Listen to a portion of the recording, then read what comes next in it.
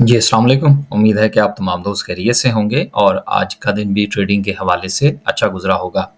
Market again 409 points के साथ आज मुस्बत रही।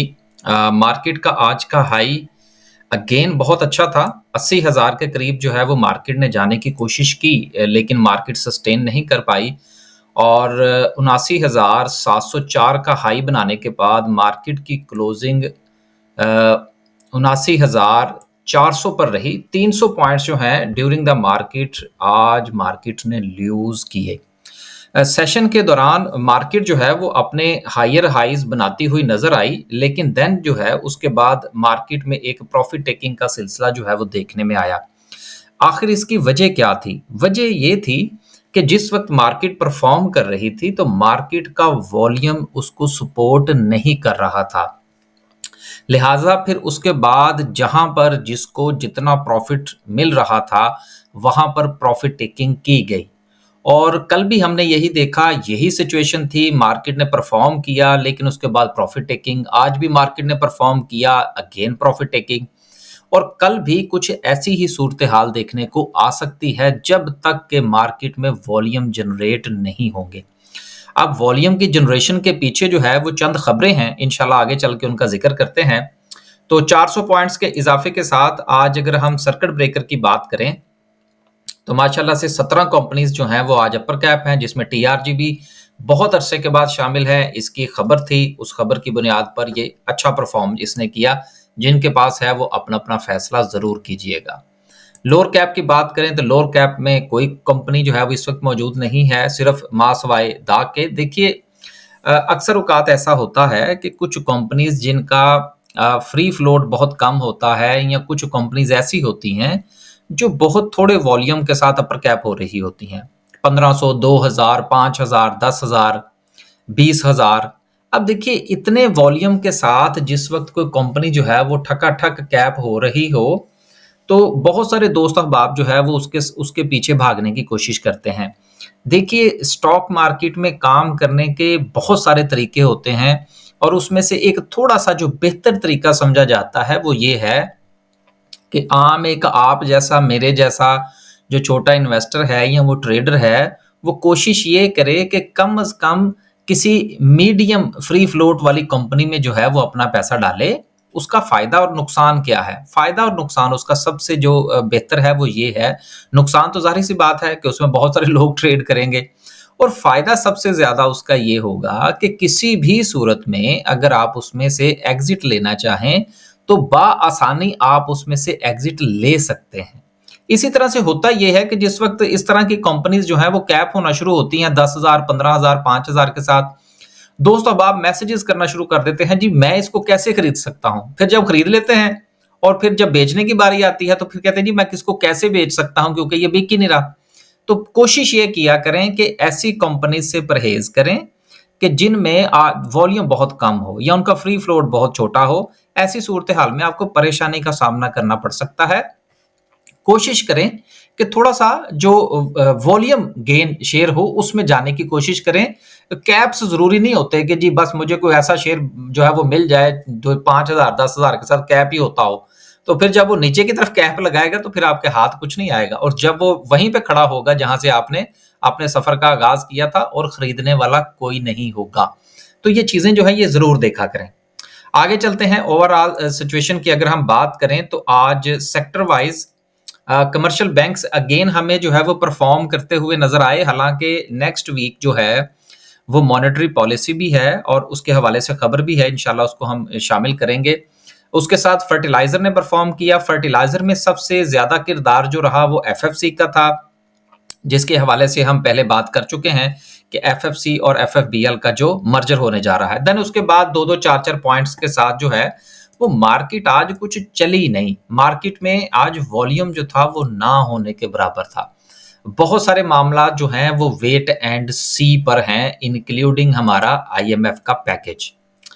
अगली बात जो है वो इंशाल्लाह जो है ये सबसे लास्ट पे डिस्कस करेंगे। खबर ये है कि जो लकी कोर इंडस्ट्री और तारिक ग्लास की जो मुश्तरका कंपनी है लकी टीजी, उसके हवाले से जो परचेज थी वो मुकम्मल हो गई है लकी कोर इंडस्ट्रीज की तरफ से और अब इस वक्त उसमें जो कंट्रीब्यूशन है या जो शेयर होल्डिंग है वो 51% जो है वो लकी वालों का है, और देन जो उसमें टीजीएल जो है वो 49% के साथ है।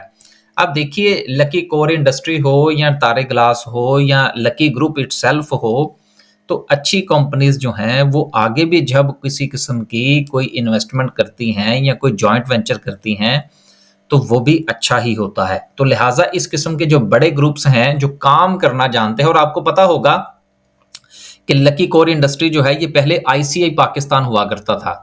तो आईसीआई जो जब गई यहाँ से, तो फिर इन्होंने इसको खरीद लिया।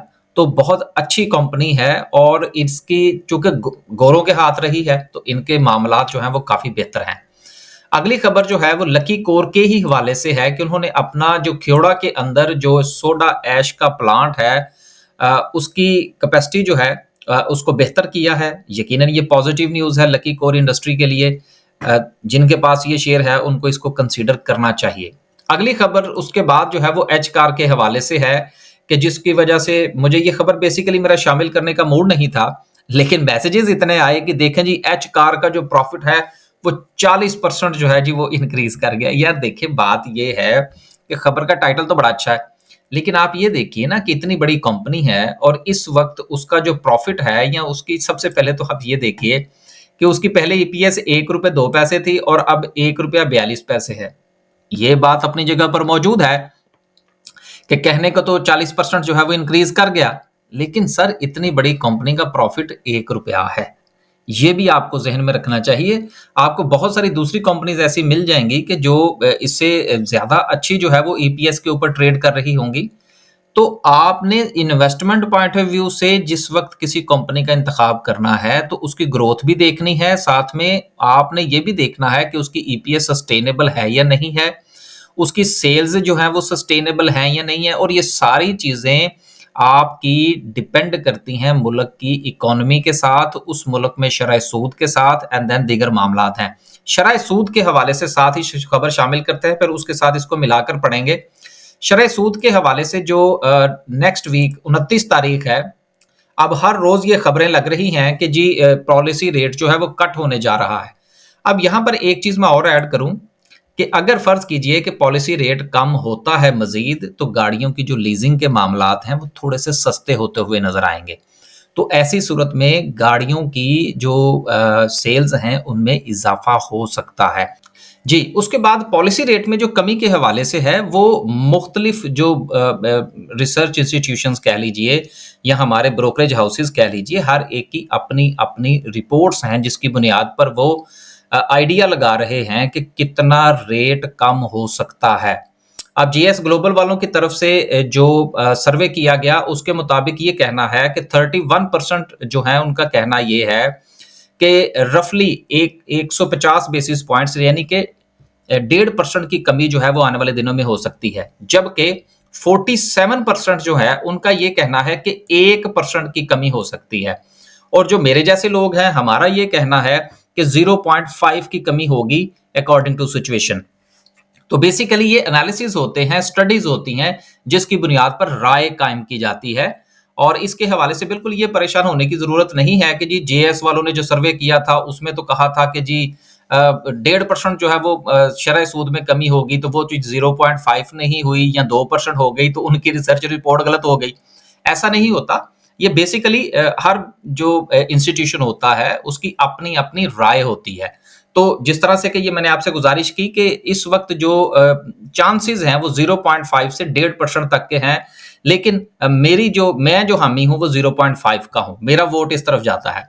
तो अभी जो हम एच कार की बात कर रहे थे कि गाड़ियों की सेल्स बेहतर हो सकती है।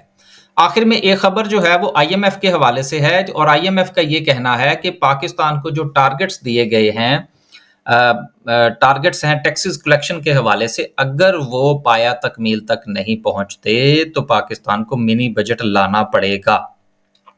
अब देखिए, ये चूंकि अभी हमारा जो सिलसिला है आईएमएफ के साथ वो चूंकि अभी मुकम्मल नहीं हुआ 100%, तो इस किस्म की खबरें आती रहेंगी। और दूसरी बात यह है कि अगर मिनी बजट आना भी हुआ तो क्या इस क्वार्टर में ही आ जाएगा? नहीं, बिल्कुल ऐसा नहीं है। ये कुछ सेकंड या थर्ड क्वार्टर में हो सकता है, जिस वक्त पहले क्वार्टर का रिजल्ट आएगा, कलेक्शंस का पता लगेगा, और फिर उस पहले क्वार्टर की जो कलेक्शन होगी उसकी बुनियाद पर रेवेन्यू का अंदाज़ा लगाया जाएगा कि हम टारगेट पूरा कर सकते हैं नहीं। फिर उसके बाद कहीं जाके ये मिनी बजट की बात होगी। इतना जल्द मिनी बजट आता हुआ मुझे नज़र नहीं आ रहा, लिहाज़ा इस बात से इतना परेशान होने की ज़रूरत नहीं है। आखिर में हमारी जो बाय सेल कॉल है, अगर आप वो ग्रुप जॉइन करना चाहते हैं उसकी रजिस्ट्रेशन ओपन है। इसमें हमने कुछ तब्दीलियाँ की हैं, जिसमें बाय सेल की कॉल्स भी होती हैं। अब उसके साथ हमने अपडेट्स का सिलसिला भी शुरू किया है और इसके अलावा कुछ और तब्दीलियाँ जो है वो इंशाल्लाह अगले चंद दिनों में, 1 आध दिन में जो है वो मज़ीद की जाएँगी, जिसमें हम कोशिश ये कर रहे हैं कि कुछ वॉइस नोट भी जो है वो शामिल किए जाएँ व्हाट्सएप ग्रुप के अंदर। इसके साथ कुछ जो हमारी स्टडीज़ हैं या चार्ट है, कैंडलस्टिक चार्ट्स हैं, उनको भी इंशाल्लाह हम शेयर करना शुरू करेंगे। तो काफ़ी तब्दीलियाँ जो हैं वो हमने की हैं इसमें। और अगर आप हमारा व्हाट्सएप ग्रुप जॉइन करना चाहते हैं तो व्हाट्सएप नंबर आपके सामने है, टेक्स्ट कीजिए और इन्फॉर्मेशन ले लीजिए। वापस चलते हैं और डिस्कस करते हैं आज की कैंडल को। आज की कैंडल को अगर हम पहले थोड़ा-सा आवरली देख लें, तो हमें बखूबी इस चीज़ का अंदाज़ा होगा कि मार्केट जो है वो अपने हायर हाइज़ तो बनाई, लेकिन उसके बाद जो है वो उसको हमें सस्टेन करती हुई नज़र नहीं आई। अब इस वक़्त मार्केट के पास जो सबसे बड़ी रेज़िस्टेंस है, वो अभी भी 80,000 की है। जब तक मार्केट एक अच्छे वॉल्यूम के साथ 80,000 के ऊपर सस्टेन नहीं करती, तब तक मार्केट में प्रेशर इसी तरह से जारी रहेगा। अब यहाँ पर सवाल ये पैदा होता है कि चलें जी, सपोर्ट का भी हमें पता चल गया कि 78 की है, रेजिस्टेंस का भी पता लग गया कि 80 की है, तो 2000 पॉइंट्स जो हैं इसमें मार्केट जो है वो परफॉर्म करती हुई नजर आ रही है गुज़िश्ता चंद दिनों से, और अगले एक आध दिन में भी ये सिलसिला जारी रह सकता है। अब किया क्या जाए? किया ये जाए, चूंकि वॉल्यूम्स जो हैं वो मार्केट को सपोर्ट नहीं कर रहे, लिहाजा पहली बात तो यह है कि कोई भी ट्रेड विदाउट स्टॉप लॉस ना लें। जिस तरह से कि आजकल हमारे व्हाट्सएप ग्रुप के अंदर 100% ट्रेड्स, जितने भी हम कॉल्स जो है वो जनरेट कर रहे हैं, वो सारी की सारी स्टॉप लॉस के साथ हैं। क्यों? इसलिए कि वॉल्यूम जो है वो मार्केट को सपोर्ट नहीं कर रहा। जब वॉल्यूम सपोर्ट करेगा तो यकीनन हम स्टॉप लॉस के हवाले से बाय लेवल 2 जो है वो भी हम इंशाल्लाह निकालने की कोशिश करेंगे, लेकिन अभी फिलहाल हम ऐसा नहीं कर रहे। दूसरी बात ये है कि आपका जो प्रॉफिट टेकिंग का लेवल है उसको 1 मत रखिए, उसको कम से कम आपके पास 3 जो हैं, यानी कि 3 प्रॉफिट टेकिंग के लेवल्स होने चाहिए और उन्हीं लेवल्स के ऊपर आप उसको फॉलो करें। अगर वही शेयर आपको दोबारा मिलता है, मिसाल के तौर पर जिस तरह ऑक्टोपस है, उसमें हमने कल भी ट्रेड की, हमने उसमें से प्रॉफिट टेकिंग के लेवल अचीव हुए, देन हमने आज उसको दोबारा फिर बाय बैक कर लिया और देन अगेन वही टारगेट्स जो है वो अचीव हुए। यानी कि एक ही शेयर में 2 दिन जो है वो ट्रेड किया गया, जिसमें सेम लेवल्स बाइंग के थे और रफली सेम लेवल्स जो थे वो प्रॉफिट टेकिंग के हवाले से थे। तो प्रॉफिट टेकिंग और स्टॉप लॉस, इसके लिए लेवल्स आइडेंटिफाई जब तक आप नहीं करेंगे तो मार्केट किसी भी वक्त जो है वो आपको सरप्राइज दे सकती है, जिससे आपको बचना होगा जब तक मार्केट पूरी तरह से वॉल्यूम्स गेन करना शुरू नहीं कर देती। बस जी, अब तक के लिए सिर्फ इतना ही। इंशाल्लाह एक नए व्लॉग के साथ हाजिर होने की कोशिश करेंगे। इजाजत दीजिए। अल्लाह हाफिज।